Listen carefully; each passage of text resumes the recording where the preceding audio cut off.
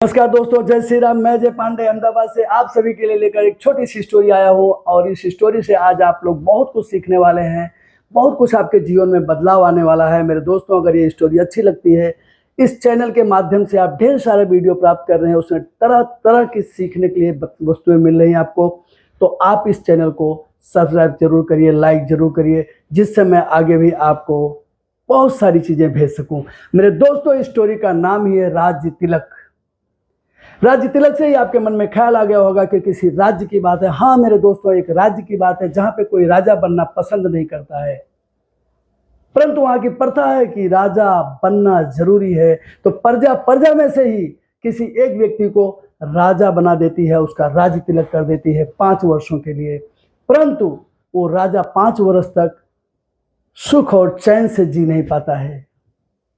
कारण मेरे दोस्तों कि बगल के ही राज्य में एक घनघोर जंगल होता है, वो भी बहुत विशाल जंगल होता है।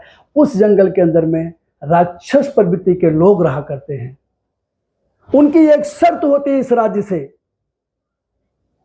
कि जब भी 5 वर्ष पूरा होगा, जो भी राजा होगा उसे हमारे पास आपको भेजना पड़ेगा। और वहां भेजने के बाद उस राज्य के लोग, उस जंगल के लोग उसे मारकर खा जाते हैं, उसे नोच नोच कर खा जाते हैं। और ये सारी बातें प्रजा में सबको पता होती है, इसीलिए कोई राजा बनने को तैयार नहीं होता। समय आता है मेरे दोस्तों, एक मित्र उसमें से, एक दोस्त उसमें से, एक व्यक्ति उसमें से खड़ा होता है और वो कहता है इस बार मैं राजा बनूंगा। मेरे दोस्तों, ये सुनते ही प्रजा में खुशी का माहौल छा जाता है। प्रजा सोचती है ऐसा व्यक्ति कहां से आ गया, ये बंदा कौन है कि जो राजा स्वयं बनना चाह रहा है, जिसे पता है 5 वर्ष के बाद इसे हम जंगल में ढकेल देने वाले हैं और वहां के राक्षस प्रवृत्ति के लोग इसे मार के खा जाने वाले हैं। फिर भी वो राजा बनने के लिए तैयार होता है। मेरे दोस्तों, राजा 5 वर्ष तक मस्ती से राज्य करता है, प्रजा को खुश रखता है, चारों तरफ खुशहाली होती है। 5 वर्ष धीरे धीरे धीरे धीरे पूरा होने वाला होता है।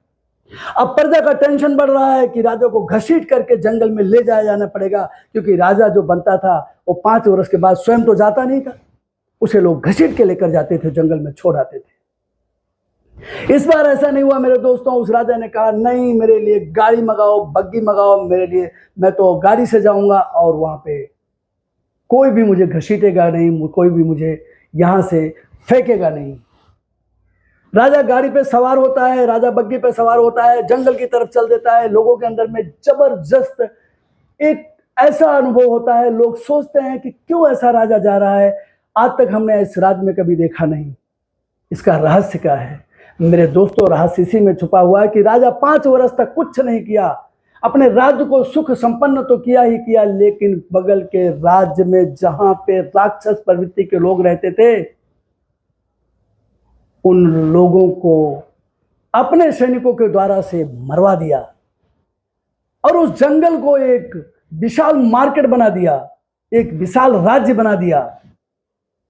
और फिर राजा ने वहां पे अपने लिए एक सिंहासन तैयार करवाया और कहा कि 5 वर्ष के बाद जब मैं आऊंगा तो मैं इसी सिंहासन पर विराजमान हूंगा। वहां मार्केट लग गई, पूरा मार्केट हो गया, पूरा उस जगह पे जैसे यहाँ का राज्य था सेम वैसे राज्य हो गया।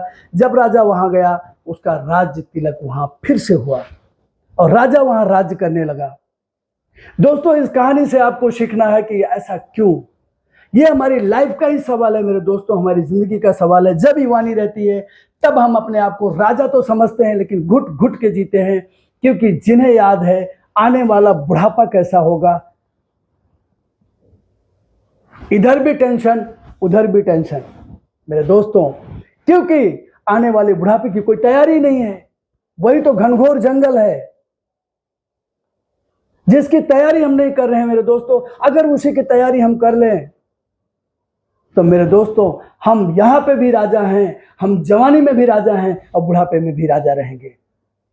तो आइए दोस्तों, प्लानिंग सबसे बड़ी चीज होती है। आपने इस कहानी से, इस स्टोरी से क्या सीखा कि प्लानिंग, उस राजा की प्लानिंग कैसी थी।